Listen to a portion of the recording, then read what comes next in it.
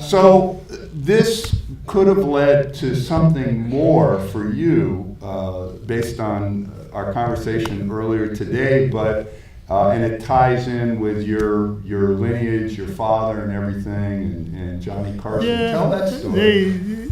When the film came out, and everybody, the accolades were so great for it. And it was very sad that AFCO Embassy didn't have the money to promote it properly. And they had, Sylvia was up for being nominated. Academy, yeah. And Robert was very close to Johnny Carson.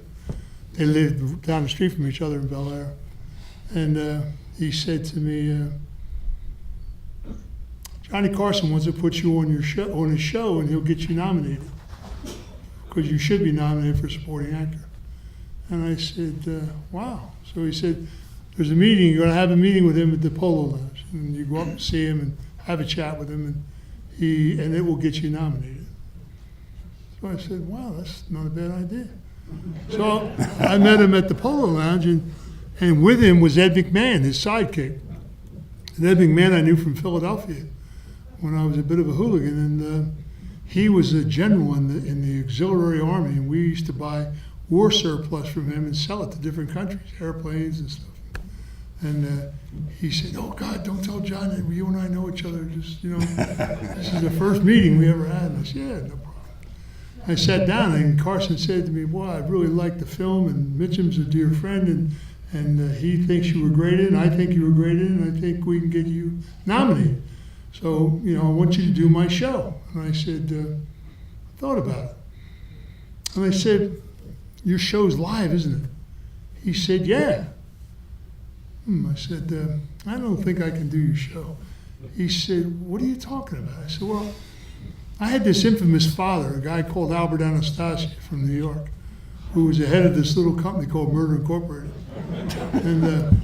And he was probably the most predominant Don in the country at the time. And when he died, he was probably the most feared Italian, I think, that ever came in the country. And I said, I'm going to come on your show, you're going to ask me about my father, and I'm going to ask you where the men's room's at. He said, you get up and leave? And I said, yeah. I said, because no one talks about my father. And I said, he said, well, no, we'll order the questions. We'll give you a list of questions that we're going to ask you. And I said, John, no disrespect. I said, you're the greatest news guy in the business, and this is a hot show, and you have Albert Anastasia's son on your stage, and you're not going to ask me about my father? Well, I look like I fell off a turnip truck. And he said, well, I said, I really appreciate the offer, thank you kindly, but I think I'll give it a pass. And I went home, and Mitchum called me on the phone. He said, are you out of your mind? I said, what are you talking about? He said, Jack, it's Hollywood, who cares? You would have been an icon. You're Albert Anastasia's son, oh my God. And so I never really talked about that stuff. And it was a very close deal thing. When did you find out that Anastasia was your dad? That was after he had already met his demise? I met him one time, right before that. He came, I was playing high school football at West Catholic High School in Philadelphia. And we played on the back lot of the school, freshman games. Mm-hmm. And these four dudes showed up, man, dressed like they just come on Wall Street, very out of place, with the fedoras and stuff. And four of them, man. I said, wow. And I said to the guy coaching me, I said, who are those people? He said, I think they're scouts. And I said, oh, different scouts? league. Yeah. I don't know about this, man. So, he a couple months later, he passed away. They assassinated him in the barber chair in New York. Yeah. But they killed him because he controlled all the harbors of America, and he wasn't into the drug business. He just said that you're not bringing that stuff through my harbors. We didn't sign up for that. It's not our deal. And they kept trying to say to him, Albert, it's all about money and da-da-da-da-da. And he said, no, not on my watch. It ain't happening. My father, when they did The Godfather, and they tried to get Brando into the drug business, and Brando said, if we touch it, our children will touch it, and it'll be the downfall of the families. My father said that. Mm-hmm. And he was right. He was dead on the money. So, he passed away, and they left me a volume of about 257 pages of information that I felt that I should direly need to know. And a lot of people took me under wing, Meyer Lansky and Frank Costello and Charlie Luciano I met a few times, and it was it's Not a conventional childhood by any stretch of the imagination.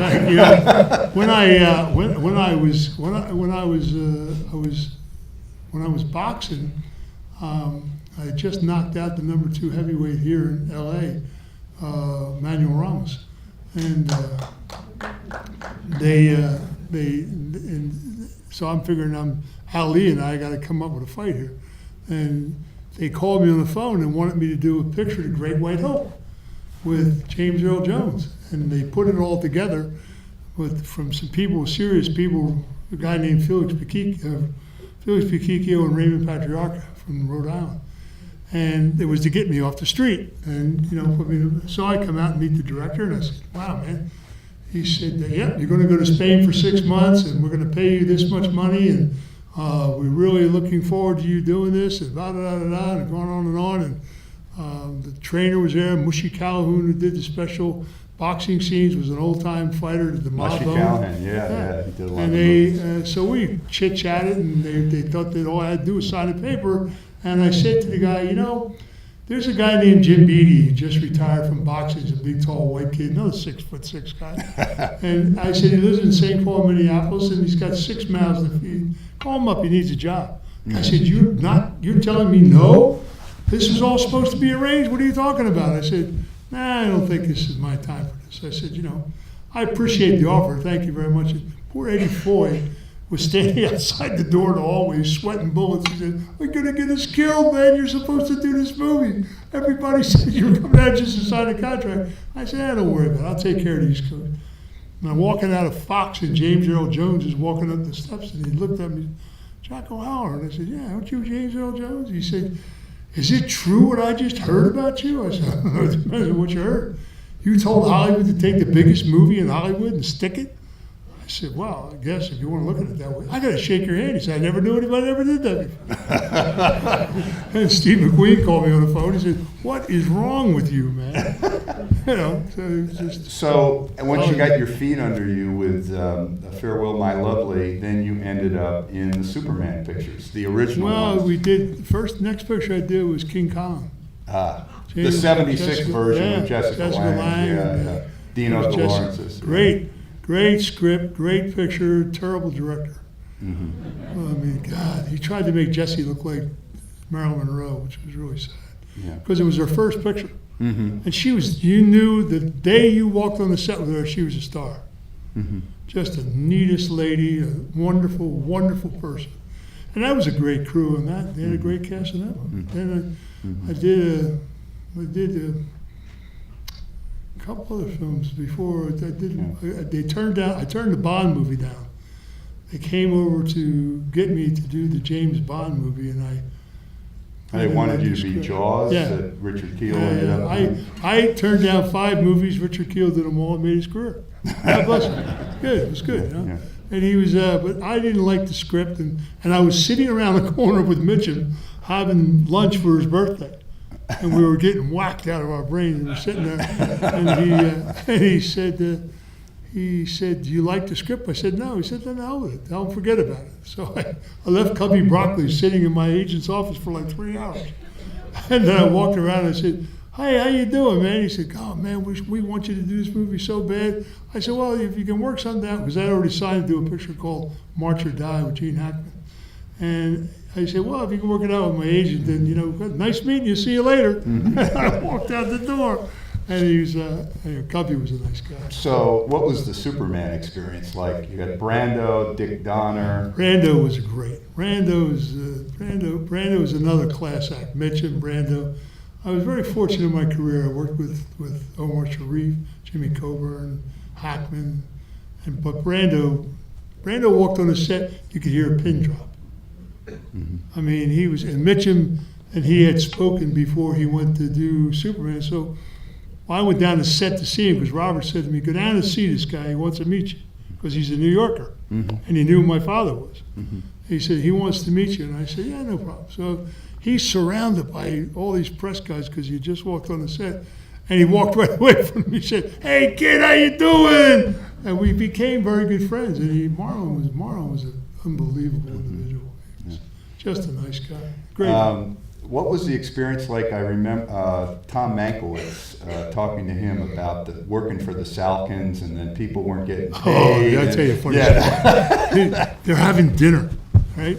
And the first 11 days of filming was Brando.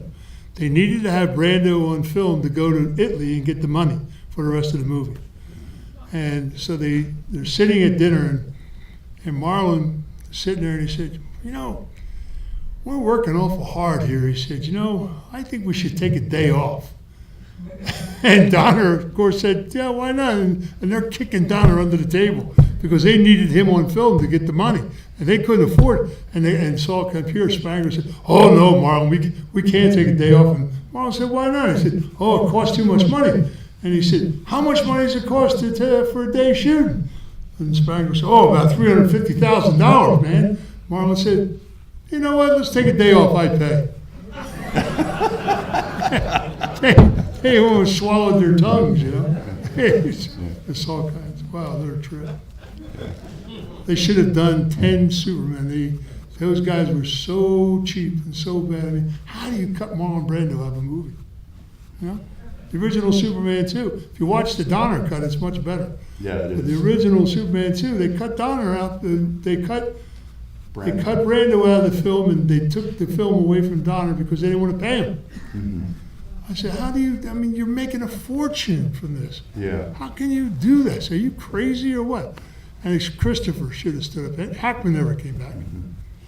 So, you got anything on tap now? I wrote in the program, you are a Renaissance man. I wrote this great book called Family Legacy, which is a pretty good book, and it's about my father in New York, and we're going to tell a lot of truth. You know, it starts with my father's death, and it ends with Kennedy's death, and I tell the truth about the Kennedy assassination. And we're developing it, and I got 2 more books I'm writing, and we're developing it for a series, and we're going to do several films from different materials that we have. That is great. So I'll tell you, Jack, we could go on and on, but there's a party that we need to go to. This has been wonderful. You like the movie? Everybody liked the movie. Really good, huh? Put it together for Jack O'Halloran, ladies and gentlemen. Moose.